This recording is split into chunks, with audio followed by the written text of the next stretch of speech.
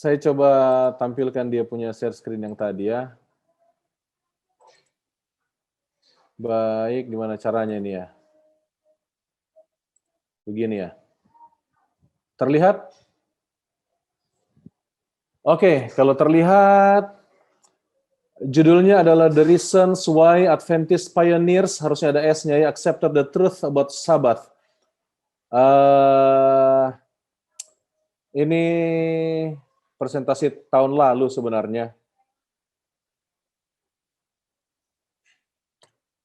Baik, ini partnership dari 4 kita punya universitas yang ada di divisi kita ya. Ini UNAI, ini UNCLAD, ini Thailand ya, ini Manila. Judul pembahasannya adalah Reasons of How or Why Adventist Pioneers Accepted the Truth About Sabbath. Namun saya batasi dari tahun 1844 sampai 1863. Kenapa dibatasi? Karena 1844 adalah awal dari kekecewaan 1844 ya. Dan kenapa sampai 1863? Karena 1863 gereja kita diorganisir. Bagi saudara yang merindu, siapa tahu ada kerinduan, memiliki lengkapnya dalam bentuk jurnal ilmiah, saudara bisa klik link ini ya, doi.org, Digital Object Identification org. Ini dia punya web, dia punya apa namanya link. Jadi saya tidak hafal dia punya ISSN ya, International Standard Serial Number-nya saya nggak hafal, tapi yang pasti ada di internet. Ini dia punya link bila mana saudara butuh yang lengkapnya, karena ini hanya sedikit. Kalau butuh yang jurnal lengkapnya, saudara download saja di link ini. Baik, gimana caranya ini ya? Oke. Saya rada gugup ini Yohanes, karena orang-orang besar di sini semua kan. Jadi biasa kalau kita operasikan, jadi ini ya. Sorry, saya gunakan bahasa Inggris, tidak diterjemahkan ya, tapi saya akan bawakan dalam bahasa Indonesia.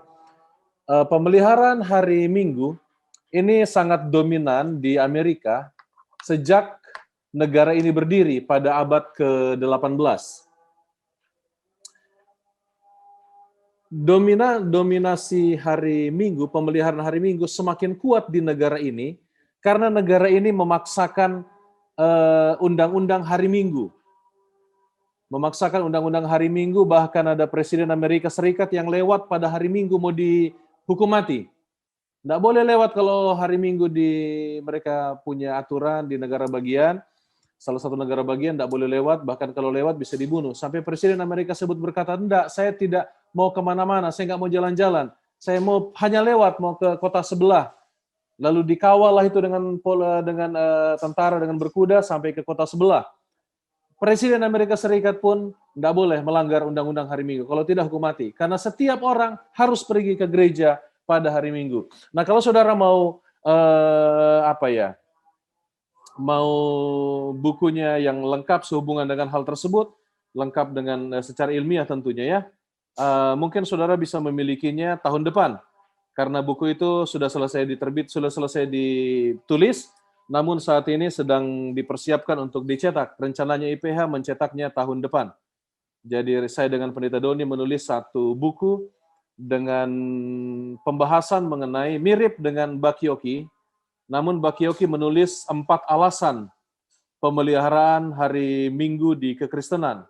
Seiring berjalannya waktu dan seiring penelitian sejarah yang semakin dibaca dan semakin banyak digali, maka buku itu menampilkan 7, gantinya 4 alasan kenapa pemeliharaan hari Minggu terjadi di kekristenan. Bakioki menulis 4, kita menulis ada 7 alasan yang bisa dibuktikan secara ilmiah bahwa alasan pemeliharaan hari Minggu di kekristenan. Baik, kita kembali kepada kita punya introduction. Namun di tengah-tengah dominasinya hari Minggu, pemeliharaan hari Minggu di Amerika, ada satu denominasi lain yang muncul di abad ke-19 yang tidak beribadah pada hari Minggu, tetapi justru beribadah hari Sabat. Dan kita tahu bersama, denominasi itu adalah Seventh Day Adventist Church.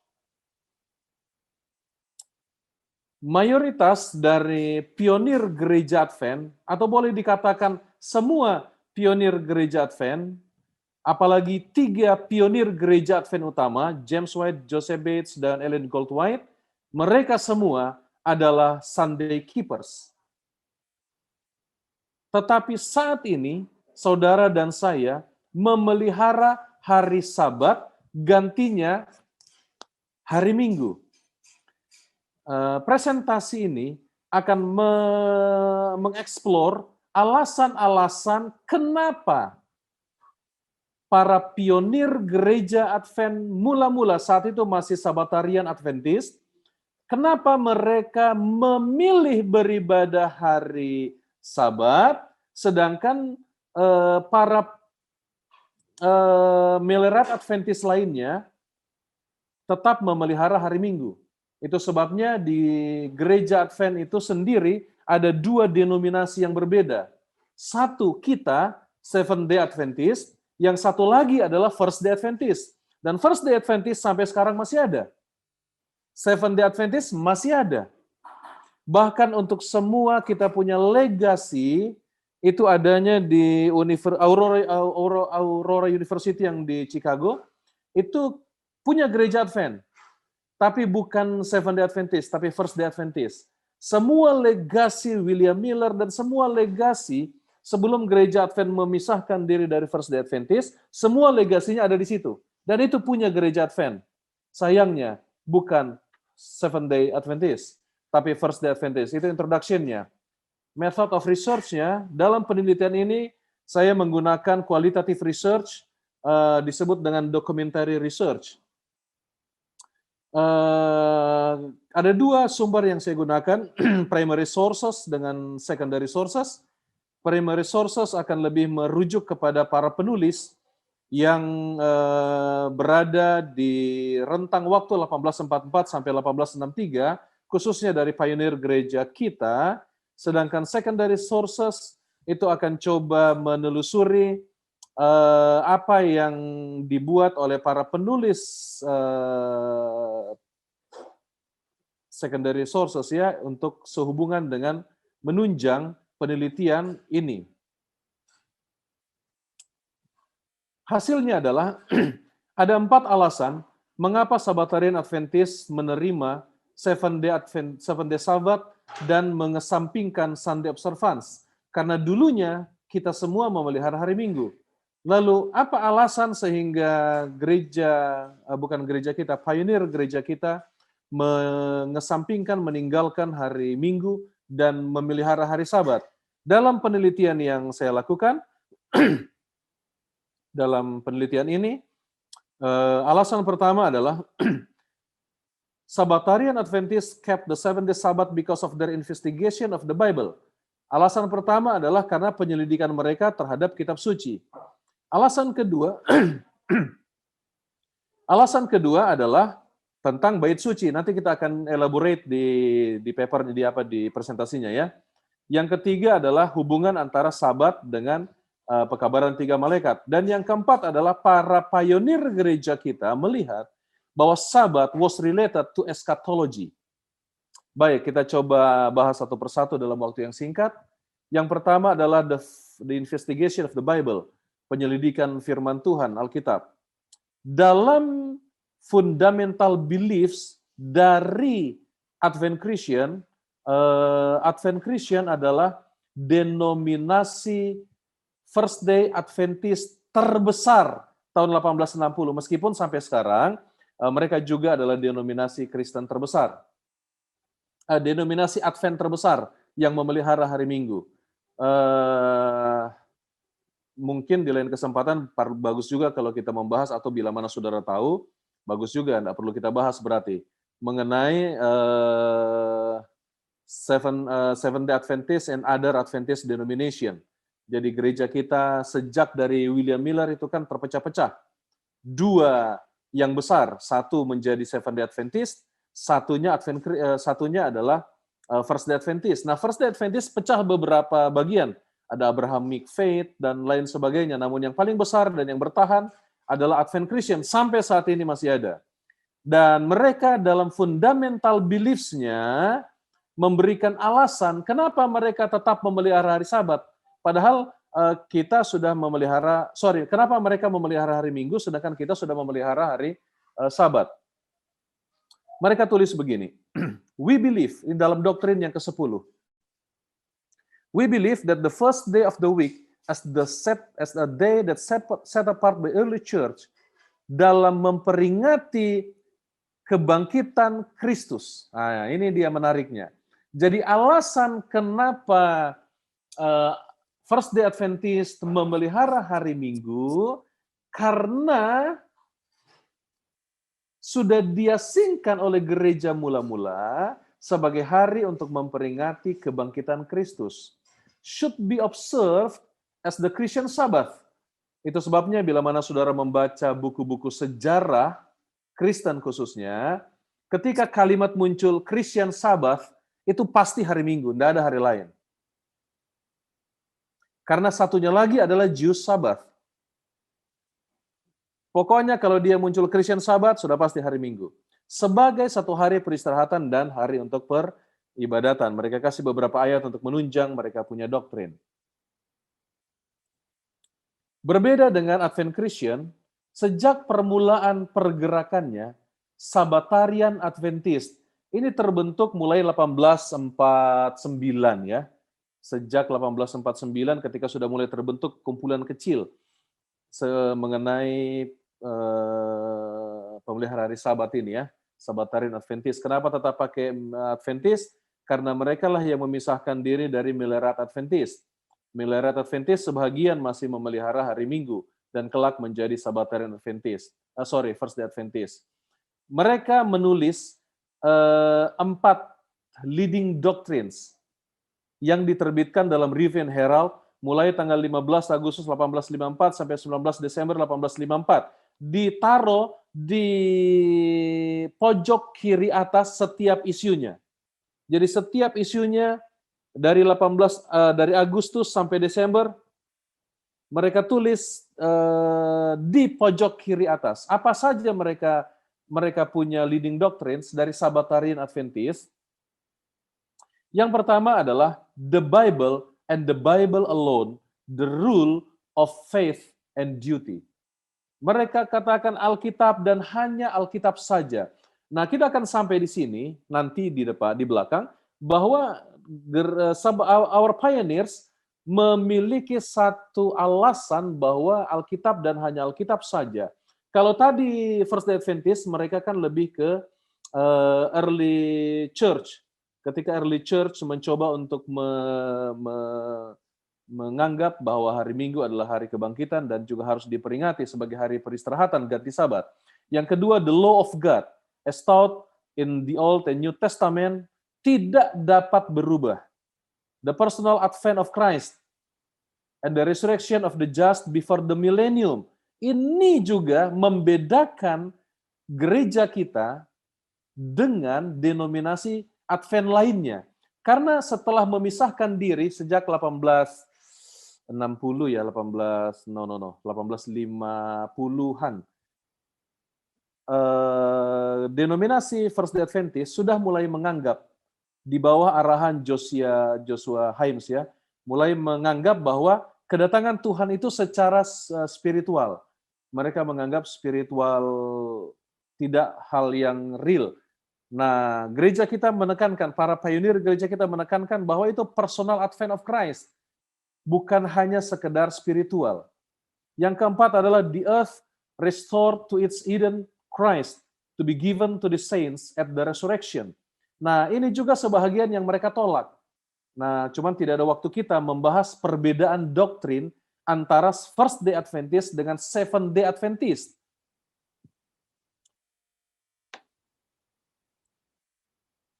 Karena Alkitab dan hanya Alkitab saja yang menjadi standar dari doktrin gereja Advent, so when Sabbatarian Adventist pioneers, ketika para pionir gereja Advent menerima traktat atau pelajaran-pelajaran about the Sabbath atau doktrin-doktrin lainnya, mereka selalu mengujinya dengan Alkitab. Kenapa? Karena itu yang nomor satu, Bible and Bible alone. Ini singkatnya saja, mungkin sebagian saudara sudah tahu ya. Kalau saudara mau lengkapnya, ya ada di paper saya. Saudara boleh download di situ. Sabat pertama kali diperkenalkan oleh Rahel Oaks, meskipun tidak oleh dia. Ada James Beck, ada 3 orang sebelumnya yang sudah memperkenalkan sabat dalam tulisan-tulisan di majalah-majalah yang diterbitkan oleh Sabatarian Miliarat Adventist, belum Sabatarian Adventist, masih Miliarat Adventist. Mereka kan punya majalah-majalah diterbitkan. Nah, sudah ada 3 penulis sebelumnya, cuman di reject karena mereka menganggap, loh, apaan maksudnya ini? Masa lebih penting kedatangan Tuhan daripada sabat? Harus kedatangan Tuhan lebih penting daripada sabat. Nah, Rahel Oaks ini berasal dari Seventh-day Baptist. Ketika dia bergabung dengan Miliarat Adventist, dia perkenalkan sabat pertama sekali kepada Frederick Wheeler. Ini unik caranya Rahel Oaks memperkenalkannya kepada Frederick Wheeler. Sangat unik. Baca di paper sajalah. Nah, kemudian ketika Frederick Wheeler menerima apa yang disampaikan Rahel Oaks, dia baca Alkitab dengan seksama untuk menyelidiki benar nggak yang dibilang Rahel Oaks ini. Oh, ternyata benar. Wheeler found that what Rachel said was true and based on the Bible. Lalu dia bilang, wah, ini benar ini. 1844. Frederick Wheeler menerima sabat. Itu sebabnya penelitiannya dimulai 1844. Meskipun sebelum 1844, sejak 1840 sudah ada Miliarat Adventist yang menerima sabat, cuman tidak ada yang gubris. Ada 3 orang sebelum Rahel Oaks memperkenalkan sabat. Pada Agustus 1844, ada satu pendeta dari Miliarat Adventist, namanya Thomas M. Preble. Dia rumahnya dekat dengan Frederick Wheeler. Dia coba berkenalan dan lain sebagainya. Akhirnya Thomas Preble jadi menerima sabat. Dan pada bulan Maret 1845, 1 tahun kemudian, dia tulis satu traktat. Dan traktat ini cukup memengaruhi pergerakan dari Sabatarian Adventist. Saat itu, meskipun namanya belum Sabatarian Adventist, karena munculnya Sabatarian Adventist nanti 1849. Thomas Preble, sayangnya, Thomas Preble hanya memelihara sabat dari 1845 sampai 1847. 1847, Thomas Preble meninggalkan sabat, dan dia menulis satu artikel yang mengatakan bahwa sabat, mirip dengan ini judulnya, sabat tidak berlaku lagi, justru yang berlaku adalah hari Minggu. Mirip dengan ini dia punya pembahasan. Tadinya dia bela sabat, sekarang bela Minggu. Dan sampai akhir hidupnya dia tidak bergabung lagi dengan Sabatarian Adventist. Termasuk Rahel Oaks.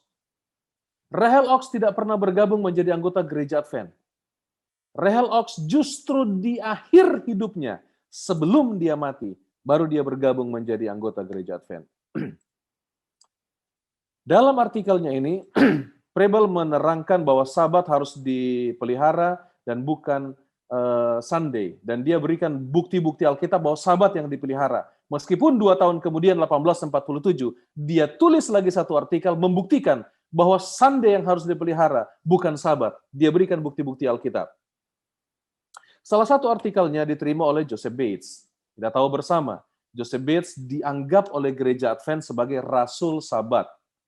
Setelah membacanya, menyelidikinya dengan Alkitab, Bates berkesimpulan bahwa the Sabbath was a day that must be sanctified according to the Bible. Sekali lagi, pionir gereja kita menyelidikinya dan menerimanya. Joseph Bates memperkenalkan sabat kepada James dan Ellen White bahkan sebelum mereka menikah. Masalahnya adalah James White dan Ellen White, ada papernya, saudara baca sendiri lah ya, menolak. Apa-apaan kamu? Kamu pikir sabat itu benar? Tidak ada itu, tidak berlaku lagi itu. James White, Ellen White menolak sabat yang diterangkan oleh Joseph Bates. Namun ketika Joseph Bates menulis sebuah traktat tahun 1846, ini judulnya, saya rasa saudara tahu judulnya, bisa dibeli juga di Amazon. James White dengan Ellen White sudah menikah waktu itu mereka. Baca. Mereka compare dengan Alkitab. Oh iya benar. Ternyata benar. Pada musim gugur, berarti dalam beberapa bulan kemudian, di tahun yang sama, mereka berdoa diyakinkan dari Alkitab bahwa apa yang ditulis oleh Joseph Bates adalah benar. Dan singkatnya, 3 pionir gereja Advent. Saya punya dosen pembimbing, dosen di STT dulu berkata, ada pionir utama gereja Advent, katanya William Miller. Saya bilang, enggak. Gereja Advent tidak pernah menganggap William Miller sebagai pionir. Kita mengakui ada 3 major pioneers, yaitu Joseph Bates, James White, dan Ellen White. Dan ketiga pioneers ini accepted the Sabbath karena mereka membandingkan Sabat dengan Alkitab. Alasan kedua, kenapa bukan gereja Advent? Kenapa para pionir gereja Advent? Belum ada gereja Advent. Bahkan Sabbatarian Adventis pun belum terbentuk. 1844 mulai ya, sampai 1849 baru ada Sabbatarian Adventis. The relationship of the Sabbath with the sanctuary doctrine. Hubungan antara Sabat dengan doktrin bait suci. Dennis Fortin, saya rasa nama ini sudah biasa didengar ya bagi scholar Advent. Dia mengatakan the Seventh-day Adventist Church focus its doctrine on the sanctuary and the mediation of Christ in the heavenly sanctuary. Doktrin gereja kita fokus pada doktrin sanctuary. Kalau saudara masih ingat pelajaran sekolah Sabat beberapa triwulan lalu, itu diibaratkan itu dengan roda pedati, di mana sanctuary itu porosnya, lalu jari-jarinya adalah doktrin-doktrin gereja Advent, lalu bolanya adalah kehidupan gereja Advent, dan porosnya adalah doktrin sanctuary. Doni Krisusyanto menulis juga, the doctrine of the sanctuary was the integrating factor that united all the core doctrines known as the present truth. Jadi ini dari tesis dia ya, di IAS. Seperti itu dia coba gambarkan.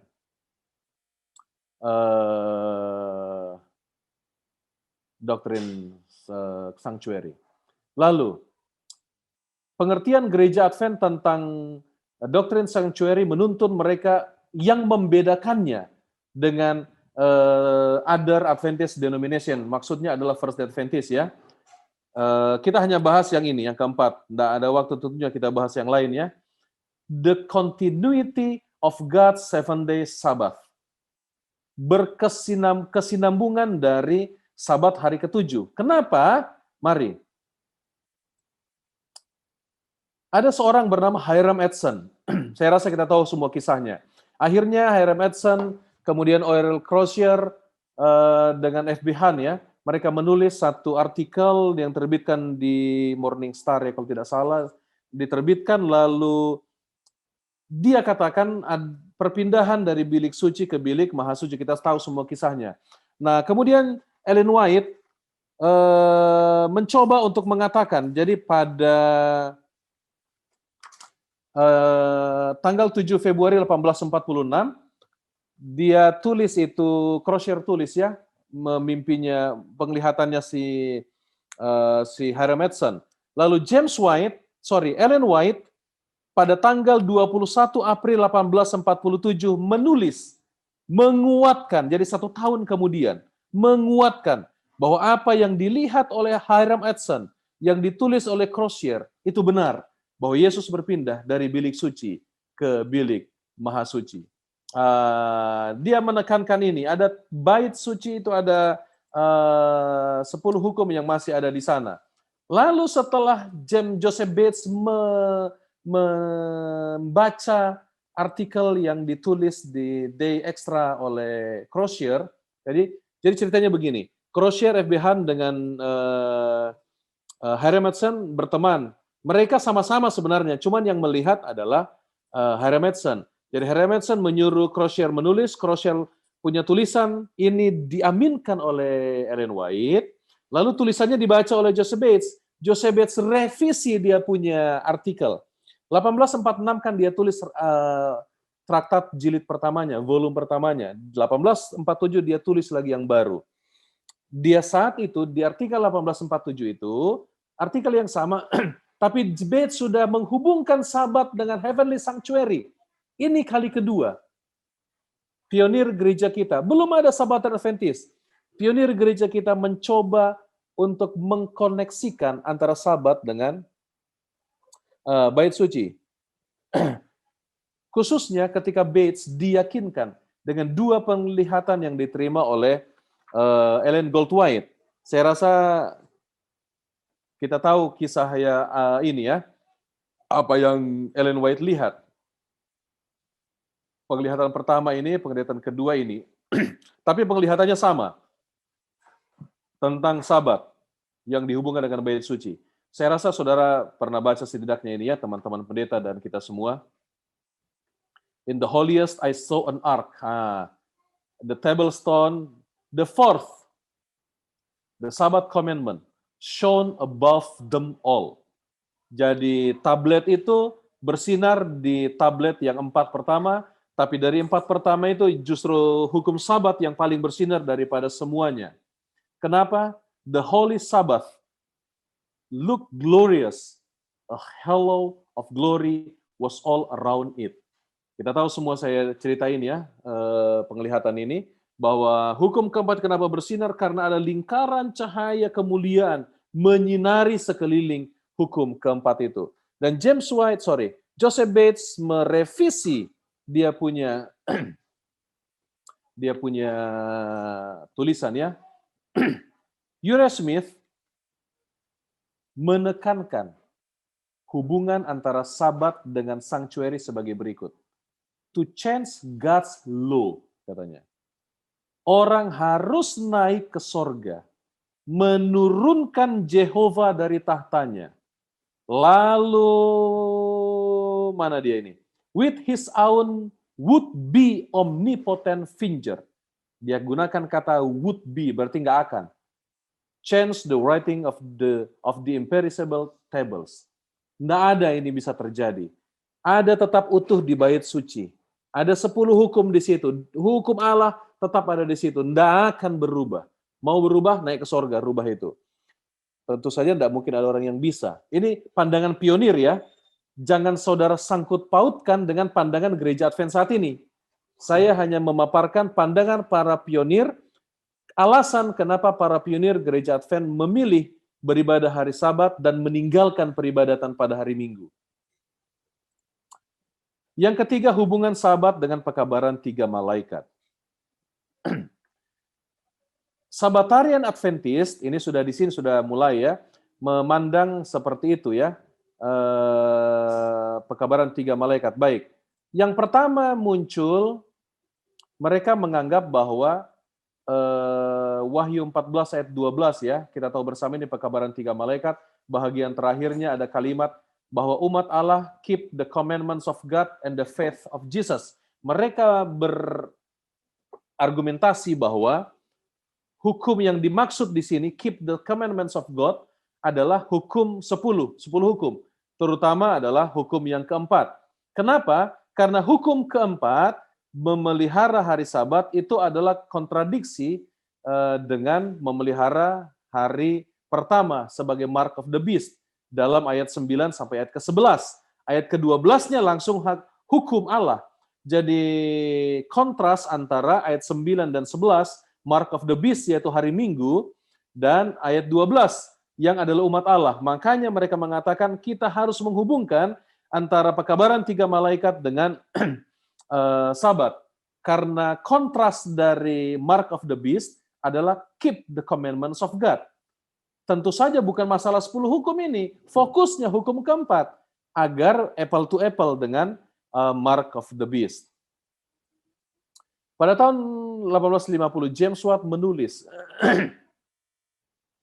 bahwa a prominent point of religious faith introduced by the papal power, which is the observance of the first day of the week. Nah, ini yang saya terangkan tadi. Untuk mengkontraskannya, makanya para pionir mencoba menulis bahwa ini bicara soal papal, kepausan yang berlihara hari Minggu. Karena ayat 12 langsung memelihara hukum Allah sebagai tanda dari umat yang sisa. Nah, coba untuk dikontraskan kedua hal itu. Baik, saudara, saya rasa saudara tahu ini ya. Yang keempat, hubungan antara sabat dengan eskatologi. Nah, ini menarik. Kenapa? Hiram Edson menulis bahwa sabat dipelihara sampai kepada akhir zaman. Demikian juga J.N. Andrews menulis hal tersebut. Loh Boruh juga mengatakan seperti ini. In the midst of the earth restored, man will stand forth perfected. Dan ini dia. And his lips speaking forth the praises of him from Sabbath to Sabbath. Jadi gereja Advent memaknai Yesaya 66 ayat 23. Bukan gereja Advent. Para pionir gereja Advent memaknai Yesaya 66 ayat 23 sebagai Sabat yang ada di kerajaan yang kekal itu, di dunia yang baru itu, yang akan kita pelihara dari sabat ke sabat. Itu sebabnya para pionir gereja Advent memandang sabat ada hubungannya dengan eskatologi, karena sabat akan dipelihara sampai di dunia yang baru. Conclusion. Ada 4 alasan. Yang pertama karena Bible study, yang kedua karena hubungannya dengan bait suci ya. Wahyu 11 ayat 19 hayal juga oleh Ellen White, hayal oleh Hiram Edson pertama kali. Kemudian yang ketiga adalah pekabaran 3 malaikat, hubungannya dengan Wahyu 14 ayat 12 sebagai kontras dari Wahyu 14 ayat 9 sampai 11. Dan yang keempat adalah sehubungan dengan bait suci dalam Yesaya 66 ayat 22 sampai 23, sehubungan dengan eskatologi, bahwa sabat itu akan dilembagakan oleh Allah di Eden dan itu akan terus berkesinambungan sampai di Eden yang baru di dalam kerajaan sorga. Akhirnya mereka memilih nama mereka tahun 1860 Seventh-day Adventist. Ini yang pilih namanya adalah, lupa saya. Lupa saya namanya dipilih. Lalu Ellen White mengatakan, oh ya, saya melihat bahwa itu nama yang benar. Maka inilah nama ini, namanya dipilih 1860. Malam itu mereka rapat. Nah, 1863 gereja kita diorganisir menjadi Seventh-day Adventist, dan kita secara mutlak tidak lagi menjadi bahagian dari Millerite Adventist, dalam hal ini First-day Adventist, karena saat ini kita memiliki beberapa doktrin yang berbeda, salah satunya adalah sabat, yang membedakan kita dengan denominasi Advent lainnya, dalam hal ini First-day Adventist. Baik, saya rasa cukup ya, sudah 40 menit, 35 menit saya presentasi ya, 35 menit cukuplah itu. Kalau saudara mau yang lengkap, download saja lah ya, DOI-nya tadi ya, Digital Object Identification-nya saudara download. Bagi para scholar tentu sudah biasa mendownload yang itu ya. Ini Pendeta Lore sudah biasa menulis-menulis kayak begitu ya, tentunya biasa didapatkan hal yang seperti begitu. Baik, itu saja mungkin yang saya mau paparkan. Kalau ada pertanyaan, masukan, tambahan, saya berharap senior-senior saya di sini boleh membantu saya kalau ada pertanyaan. Terima kasih banyak Pak Pendeta atas presentasi yang begitu bagus. Sekarang kita akan buka untuk ruang tanya jawab. Jika ada yang ingin bertanya, boleh chat di kolom chat atau juga bisa bertanya langsung. Iya, kalau saya tidak bisa jawab, di sini ada Yohanes Sinaga, ada Pendeta Leroy, ada Pendeta Julius, ada dari Pendeta Sabah juga ya, Pendeta Hamir. Dan ada juga Pendeta Hasiulan, ada abang saya Pendeta Sinaga di sini ya. Yang lain boleh saling membantu. Selagi menunggu jawaban, saya juga mau menekankan tahun depan akan kami dari IAPSCO berencana untuk mengadakan Theological Forum atau simposium namanya, Bible Symposium. Dan ini merupakan simposium pertama yang diadakan oleh IAPSCO. Jadi bagi teman-teman yang ingin mensubmit paper atau juga penelitian, bisa tolong dikirimkan bisa hubungi Pendeta Julius atau bisa hubungi saya atau Pendeta Balo. Oke. Temanya adalah, sebentar saya coba cari dulu ya. Temanya adalah peristiwa-peristiwa nubuatan akhir zaman. Dan ini akan diadakan pada 6 Mei 2021. Oke.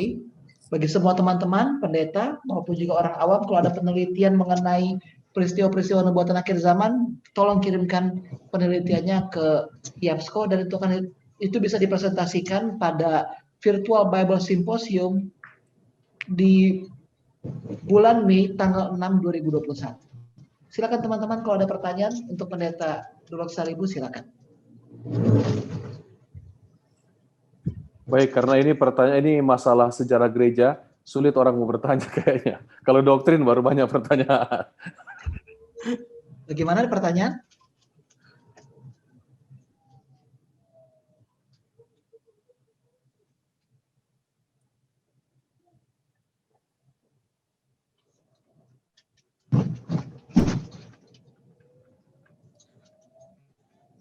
Mungkin sekedar saran kayaknya bagus untuk kita kalau menarik, Jonas. Jadi, bagi presenter seperti saya ini, mungkin 1 minggu sebelumnya atau beberapa hari sebelumnya, papernya atau dia punya PowerPoint sudah dikasih. Supaya bisa dibaca dulu oleh umat, lalu mereka pasti akan ada pertanyaan kalau sudah dibaca dulu. Sekedar masukan saja sih. Terima kasih Pak Pendeta Dulok Saribu. Nanti kami akan pertimbangkan masukannya. Tadi sangat bagus sih masukannya supaya papernya dikirimkan dahulu supaya Ya, papernya dikirim dulu. Kayak saya, paper saya kirim dulu. Nanti tentu mereka dengan membacakan ada muncul pertanyaan. Oke. Bagaimana yang lain ada pertanyaan mengenai hari Sabat? Alasan-alasan mengapa para pionir kita memelihara hari Sabat?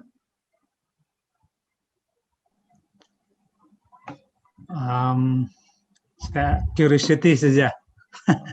Silakan Pak Pendeta. Ya, William, bagaimana dengan William Miller? Adakah dia menerima Sabat atau tidak?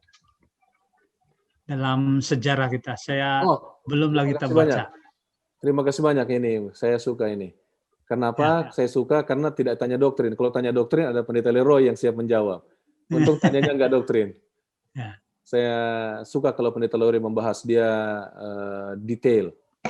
Kalau di Ayas kemarin, orang ceritanya Profesor Leroy.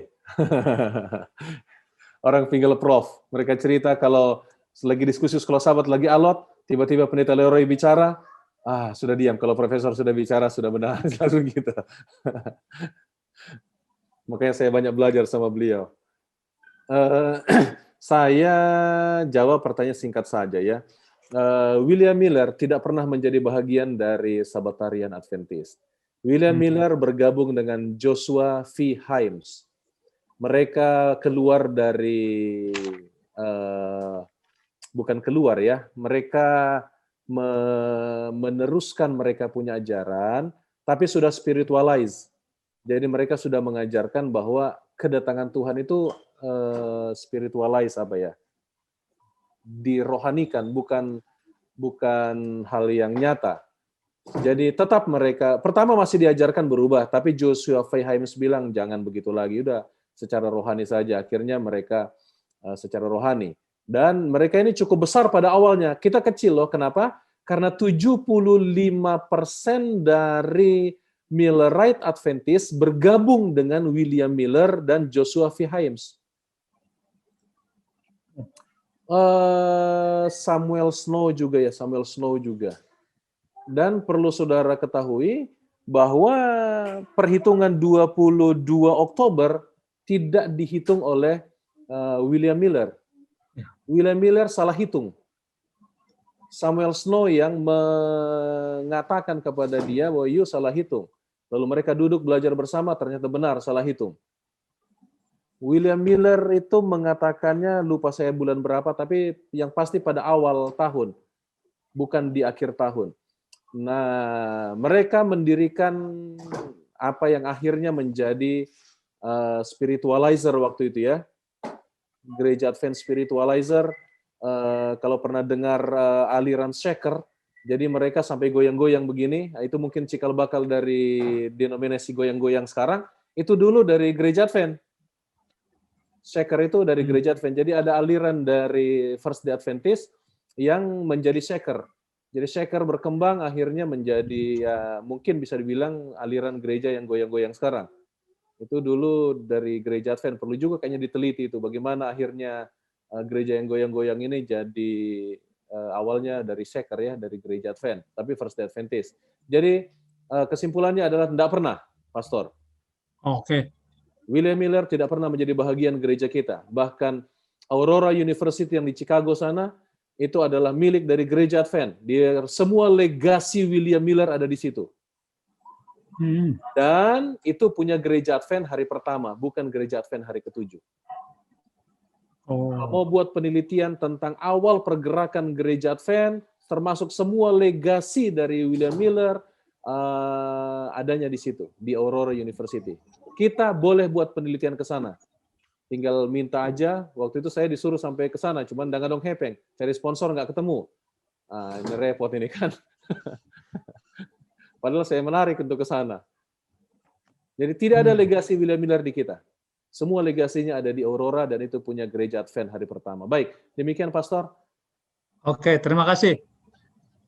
Ini ada pertanyaan dia chat pribadi ke saya. Dia bertanya, mohon penjelasan mengenai early church yang dimaksudkan oleh para pemelihara hari Minggu sebagai pattern yang mereka ikuti. Mengapa mereka harus memelihara hari Minggu? Gracias. Siapakah yang mereka maksudkan? Jadi siapakah pemelihara hari Minggu di Amerika ini yang maksudkan?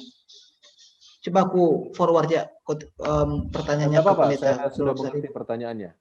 Jadi gimana saya mau bilang ya? Ada nggak di buku ini ya?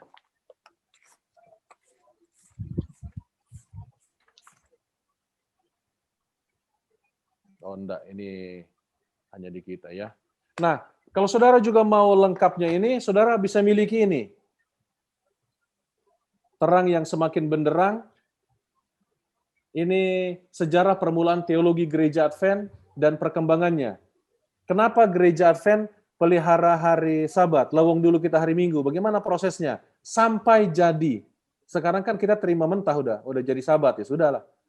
Contohnya contohnya haram halal. Karena Nyonya White pernah diminta petunjuk.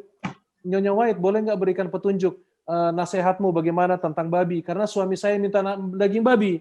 Lalu Nyonya White mengatakan, kalau suamimu minta daging babi, karena waktu itu kan ada ajaran bahwa babi haram di Sabbatarian Adventist. Tapi Nyonya White ditanya, bagaimana pandanganmu? Nyonya White bilang, kalau kamu tanya sama saya mau katakan, kalau suamimu minta masak daging babi, satu jenis, jangan masak satu jenis, masak beberapa jenis daging babi. Lalu James White baca suratnya, apa itu Mama? Ini mau dikirim. Oh, sini katanya. Datang James White, dia tulis lagi di baliknya. Perlu engkau ketahui, sister, bahwa kami baru pulang dari pasar. Kami baru beli daging babi sekian pon, saya lupa berapa pon. Lalu kenapa tiba-tiba Gereja Advent sekarang babi haram? Lawang dulu Nyonya White marah loh, marah Nyonya White ketika dibilang babi haram. Kenapa tiba-tiba sekarang babi jadi haram? Nah, bukan semua, ada 8 doktrin di gereja kita yang berubah sesuai dengan perkembangannya. Saudara bisa lihat di buku ini. Ini ditulis oleh Pendeta Doni, Profesor di IAS, dan ditulis oleh saya. Nah, mengenai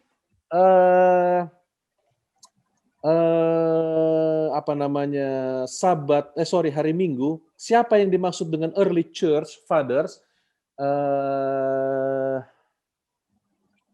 Saya presentasi di sini nggak cukup waktunya kayaknya Pak Yohanes. Jadi intinya adalah, jadi bapak-bapak gereja awal, mereka merubah Sabat ke Minggu. Dan bahkan mereka memaksakan undang-undang hari Minggu sejak awalnya.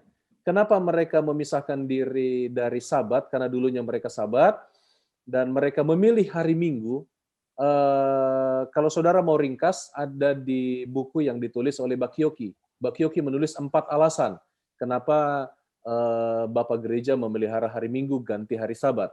Kalau saudara mau yang terbaru, tunggu tahun depan, IPH menerbitkannya. Ada 7 alasan. Bakyoki menulis 4, 50 tahun lalu, kita menulis ada 7. Alasan kenapa gereja Early Church Fathers memilih untuk meninggalkan Sabat dan memelihara hari Minggu. Berdasarkan penelitian sejarah tentunya ya. Mungkin 50 tahun depan, mungkin bisa 10 atau 12 peneliti yang baru lagi menulisnya. Begitulah model penelitian.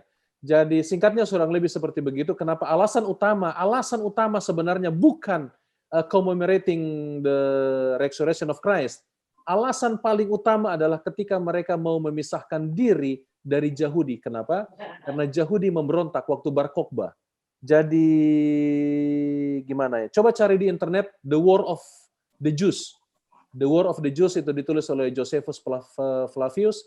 atau The Revolt, revolusi ya, The Revolt of Bar Kokhba. Bagi yang bertanya dan bagi kita semua kalau suka meneliti, The Revolt of Bar Kokhba. Baca di situ ada satu statement tentang anti-Jews and the beginning of the Sunday worship. Dan itu mulai cikal bakalnya.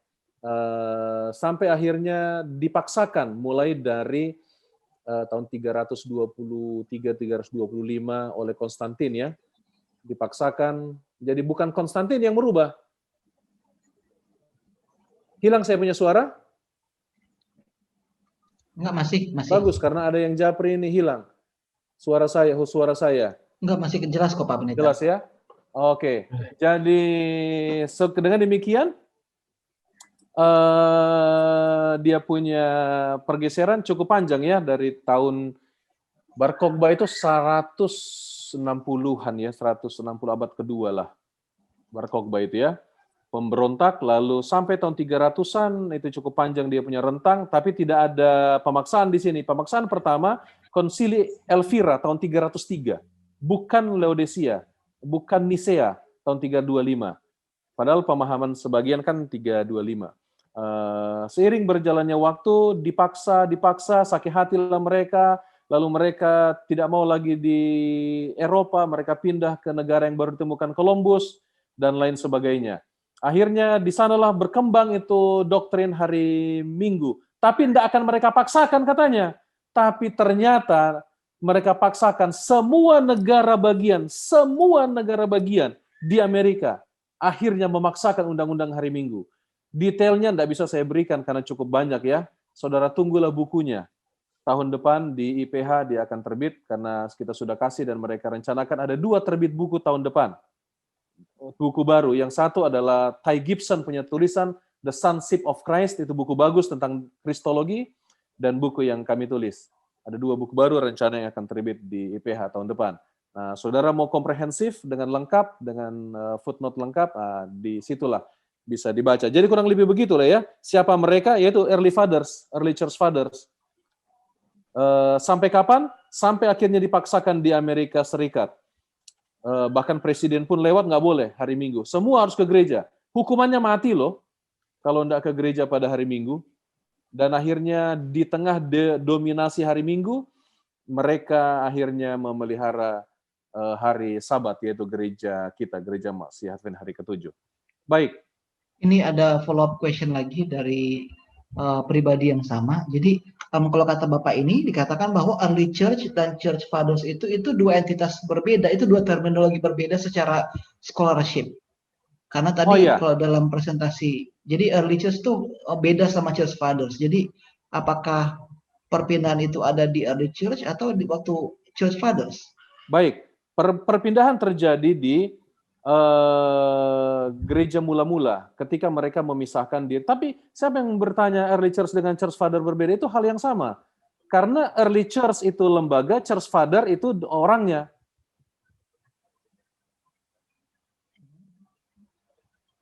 Oke, jadi kalau menurut Pak Pendeta itu sama ya? Jadi gini, early church itu kan gereja mula-mula. Church father, early church father, kecuali yang dia maksud church father memang beda. Itu mulai Antenuvian Church Father, ANPF ya. Itu enggak, saya bahas yang awal. Early Church Father dengan Church Father itu periodiknya sama. Karena Church Father itu ya early Church Father ya bapak-bapak gereja awal. Oke, jadi early Church Father itu satu ya. Kecuali dibahas Church Father ya memang berbeda. Tapi kalau dia early Church Father, ya dia hidup di awal di early church. Oke. Mungkin Pendeta Leroy bisa berikan masukan, bisa berikan tambahan. Ya, the problem is saya yang bertanya. Ini ya doh.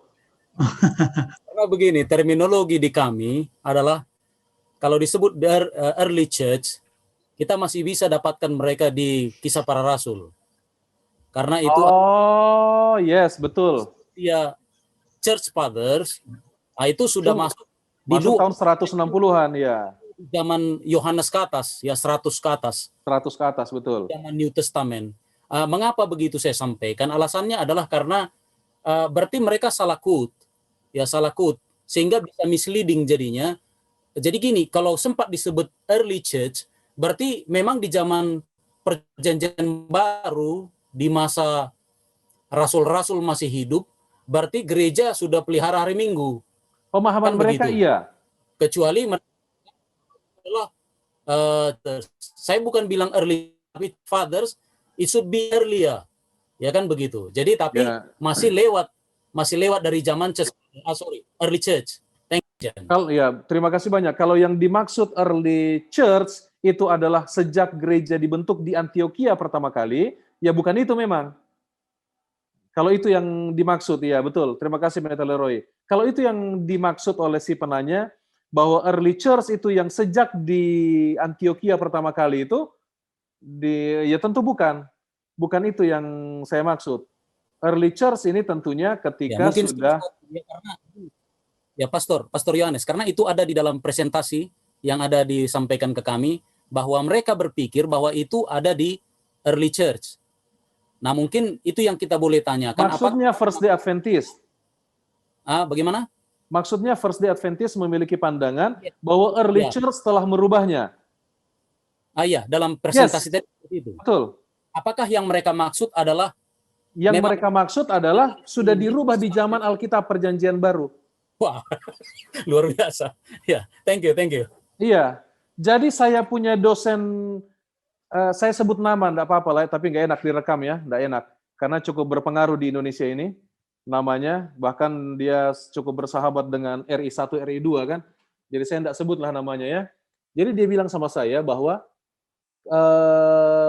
Kisah 15, ketika konsili Yerusalem pertama itu, mereka termasuk memutuskan untuk merubah Sabat ke Minggu. Di situ katanya.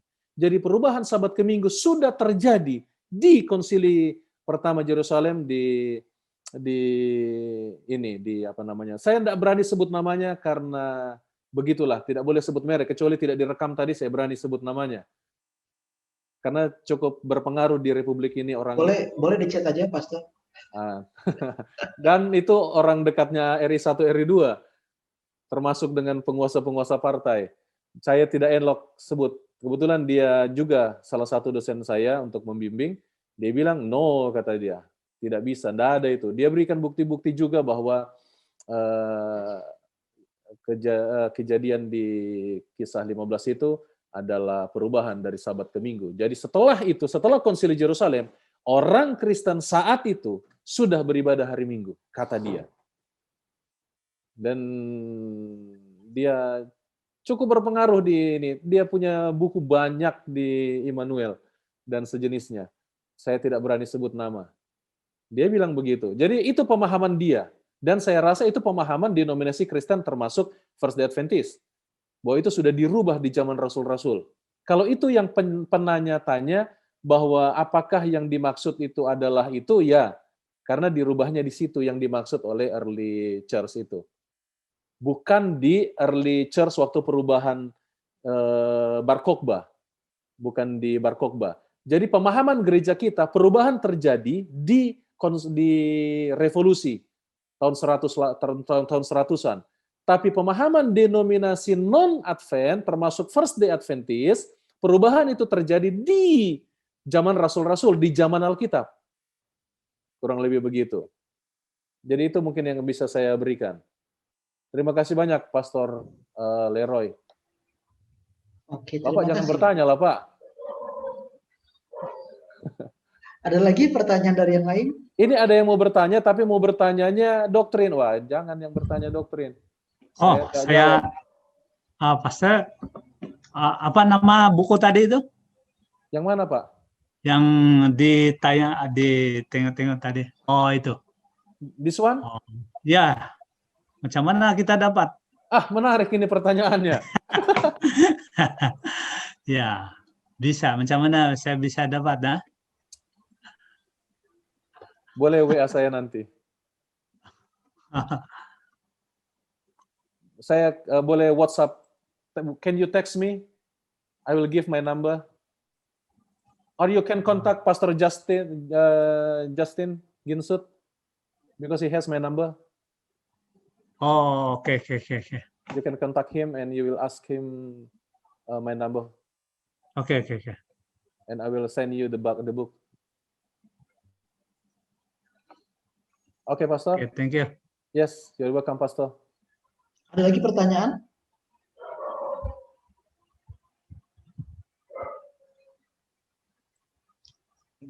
Aku kalau gitu aku bertanya lah ya, karena ada pertanyaan. Nah, seandainya nggak ada Rachel Oakes, kita ini main hipotesa what if sekarang ya. Seandainya nggak ada Rachel Oakes, bisa nggak para pionir kita itu tiba di kesimpulan bahwa sahabat itu adalah bagian dari kepercayaan kita? Itu yang pertama. Terus yang kedua, seberapa besar pengaruh Seventh Day Baptist ke gereja Masih Advent hari ke-7?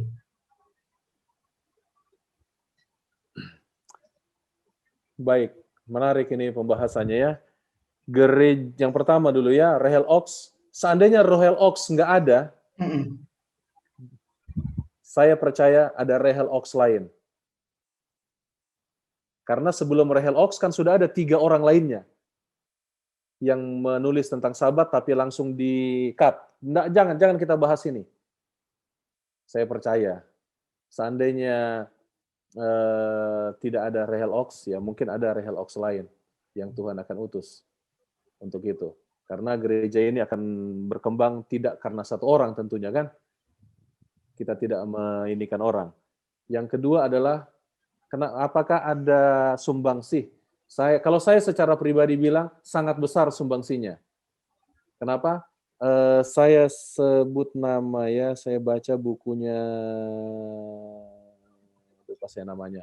Ada kalimat begini, we owe to the Seventh Day Baptist for the doctrine of the Sabbath. Kita berhutang, gereja kita berhutang, tulisan dari, saya lupa siapa yang punya buku saya baca ya. Tapi orang terkenal, penulis kita terkenal. Nah, gini maksud saya, kenapa kita berhutang? Di sini letaknya. Oh, di buku yang satu lagi, tahun depan lah bukunya itu. Jadi gini, masalahnya adalah Seventh Day Baptist memiliki doktrin tertutup. Mereka menganggap diri mereka Israel yang tidak boleh menginjil. Jadi ada doktrin mereka tidak boleh menginjil. Kenapa tidak boleh menginjil? Karena ini masalah sahabat. Lawong sahabat itu ada di Alkitab, ngapain kita injili? Kalau orang lain melihat kita berbeda, itu ada kok gerejanya hari Sabat, kita hari Minggu. Kalau ada yang seperti begitu, mereka akan cari kita, sehingga kita duduk diam di sini, sehingga mereka boleh datang ke sini. Gereja Seventh Day Baptist sejak didirikan sampai 1841 atau 42, lupa saya. Sampai 1840 sekian lah. Mereka tidak ada menginjil. Tidak pernah mereka menginjil. Tidak ada mereka pernah ke mana-mana. Sejak diorganisir tahun 1671. Sampai tahun 1841. Bayangkan ratusan tahun mereka punya penginjilan tertutup.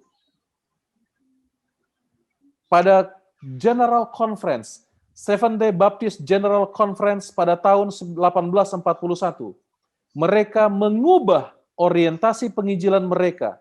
Gantinya menunggu secara pasif. Mereka memutuskan mulai menginjil, memperkenalkan Sabat kepada denominasi Kristen lainnya, termasuk Millerite Adventist. Seandainya mereka memiliki tidak merubah orientasi penginjilan mereka, tetap tertutup seperti Israel, maka mungkin lebih lama sedikit kita punya waktu, atau ada orang lain yang akan memperkenalkan. Dan mereka lah yang memperkenalkan. Yang pertama, karena mereka merubah orientasi doktrin mereka, orientasi penginjilan mereka. Yang kedua, karena mereka menyusup masuk ke gereja kita. Tujuan mereka bukan mau percaya Millerite Adventist loh pada awalnya. Tujuan mereka mau menginjil. Karena itu tujuan mereka. Namun mereka lihat, oh Yesus mau datang. Tapi kita perlu menginjil. Kan ditolak Sabat itu. Apaan ini Sabat? Kita fokus pada kedatangan Tuhan, bukan Sabat katanya. Para pionir gereja, para Millerite Adventist ya, ketika mencoba menulis, bahkan kalau dalam sejarahnya kalau kita baca, ketika para editor dari Advent Review itu coba mengadopsi Sabat mulai pelan-pelan, Oh langsung di-cut. Apaan ini? Tidak ada. Tidak boleh Sabat. Tidak ada Sabat. Kita harus fokus pada bukan hari Sabat. Kita harus fokus pada tahun berapa ya? 18 Oktober 1844. Itu yang terakhir. S. Blake. Dia menulis literatur mengenai Sabat. Dia bilang, wah saya suka ini orang Advent dari Sabat hari ke-7 dan lain sebagainya. Tapi langsung di-cut. Millerite Adventist Midnight Cry. Stop. Tidak ada lagi pembahasan tentang Sabat. Kita fokus pada kedatangan Tuhan yang kedua kali sebagai seruan tengah malam itu. Nah, stoplah di situ. Padahal sudah ada pembibitan itu mulai masuk satu persatu. Mereka tetap ikut pelan-pelan sampai akhirnya mereka jadi gereja Advent. Jadi begitu, Pak Yohanes. Oke, terima kasih Pak Pendeta. Ada lagi dari yang lain?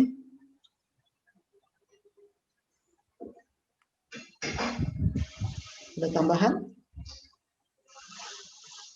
Tidak ada lagi, puji Tuhan. Ada? Nah, memang sih sejarah antara gereja Advent dan gereja Baptis itu menarik, apalagi tentang yang Seventh-day Baptist itu. Ya. Aku pernah buat penelitian singkat. Sudah ada belum mereka itu disertasi tentang itu, Bro ya? Belum. Belum ada kan? Nah, itu perlu itu. The Mereka, connection between. Mereka itu sering saling kirim delegasi. Jadi setiap GC, setiap Advent ada buat ya, betul. GC session ditukar. Yes. Bahkan kita waktu itu mengutip GC session dari mereka. Istilah bahkan, itu dari mereka. Jadi sempat juga banyak artikel-artikel dari Seventh-day Baptist itu ditulis juga, dipublish ulang di Review and Herald. Betul sekali, ditulis. Jadi banyak dulu para scholar dari Seventh-day Baptist yang nulis ke majalah-majalahnya Advent. Betul itu.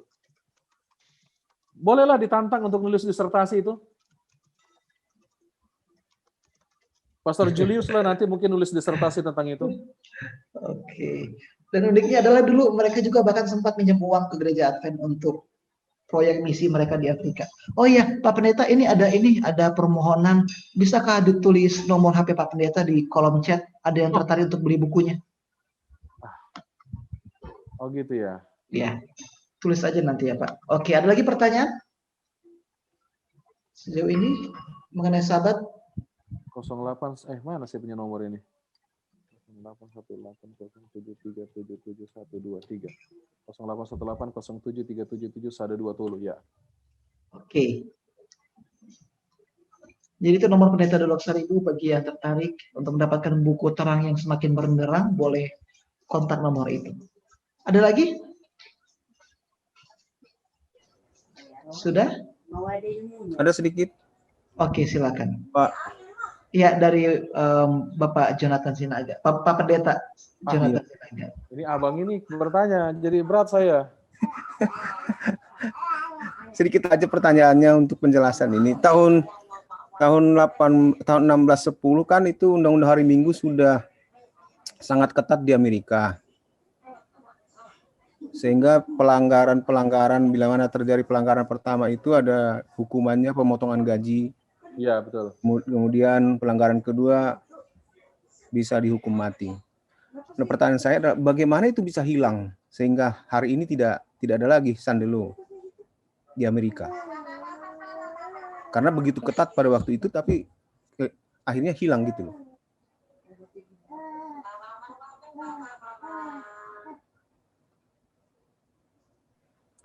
Baik, terima kasih banyak. Ini pertanyaan yang menarik. Kenapa bisa tiba-tiba, dulu kan sangat ketat. Dulu sangat ketat, kenapa tiba-tiba Sunday law tidak ada lagi sama sekali? Boleh dibilang ya? Iya. Kan nggak ada lagi sama sekali Sunday law sekarang di Amerika Serikat. Mungkin saya tidak bilang tidak ada.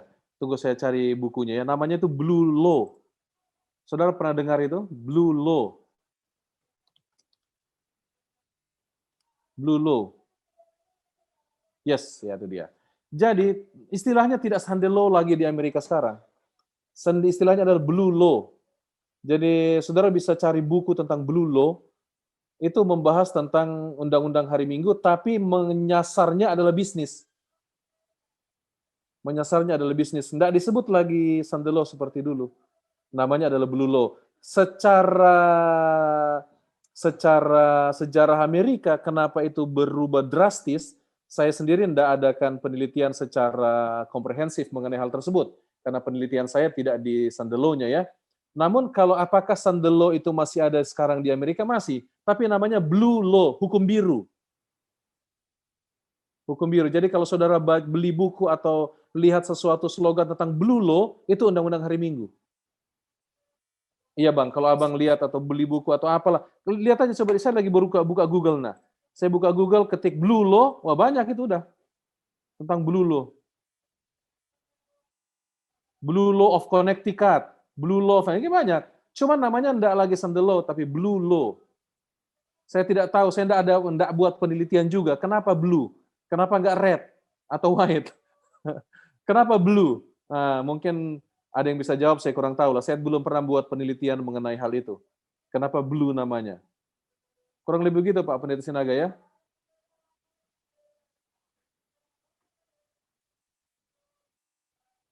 Oke, ada lagi tambahan? Nah itu Pendeta Lore sudah angkat tangan. Mau memberikan tambahan. Silakan. Oh, berikan tambahan kepada Pendeta Sinaga punya pertanyaan. Blue Law, saya baca Blue Law pertama itu waktu bikin disertasi juga tentang yang undang-undang hari Minggu kan. Makanya saya tahu rupanya namanya tidak lagi Sunday Law. Banyak buku, di IAS itu ada beberapa buku yang membahas tentang Blue Law. Ada buku Blue Law, ada beberapa Blue Law di yang kasih tahu Pendeta Doni ini kamu baca ini. Jadi ada beberapa buku di situ tentang Blue Law. Dan baru saya tahu di situ, oh Blue Law namanya sekarang, bukan. Nah anehnya saya nggak cari tahu, kenapa harus blue? Mungkin yang nulis itu suka warna biru kali. Seperti Pendeta Sinaga kan latarnya biru, bagus di belakang. Terima kasih pertanyaannya Pak Pendeta Sinaga. Selanjutnya ada lagi dari yang lain sebelum kita tutup? Sekarang masih jam 8.15 sih. Ada lagi tambahan? Oke. Seperti tidak ada ya. Terima kasih banyak Pak Pendeta Bulog Saribu atas presentasinya. Puji Tuhan. Semoga Tuhan memberkati dan saya percaya bahwa presentasi hari ini sudah menjadi berkat bagi kita semua. Untuk menutup acara ini, bolehkah saya minta kesediaan Pak Pendeta Jonathan Sinaga untuk berdoa? Oke, mari kita berdoa. Bapa kami dalam surga, terima kasih Tuhan, pada malam hari ini kami boleh mendapatkan pekabaran yang lebih lengkap lagi tentang perkembangan Sabat. Terima kasih untuk hamba-Mu Pendeta Yohanes Dulok Saribu yang sudah mempresentasikan pelajaran ini. Mohon berkat-Mu bagi kami Tuhan, sehingga kami boleh memaknai pelajaran ini untuk boleh kami kembangkan, sehingga itu menjadi satu modal dalam pelayanan kami di jemaat masing-masing. Berkati hamba-Mu Pendeta Dulok Saribu di dalam memperdalam lagi pelajaran supaya ketika waktu tiba nanti kami juga boleh belajar bersama-sama. Terima kasih juga atas waktu yang disediakan YAPSCO untuk pertemuan pada malam hari ini. Berkati Tuhan seluruh pengasuh YAPSCO ini, supaya mereka juga dibekali Tuhan dengan kuasa Roh Kudus-Mu, sehingga pertemuan-pertemuan yang akan datang juga boleh menyajikan pelajaran-pelajaran yang akan menambah wawasan kami dan menguatkan iman dan percaya kami. Terima kasih Bapa. Berkati kami semuanya yang sudah mendengarkan, dalam nama Tuhan Yesus kami berdoa. Amin.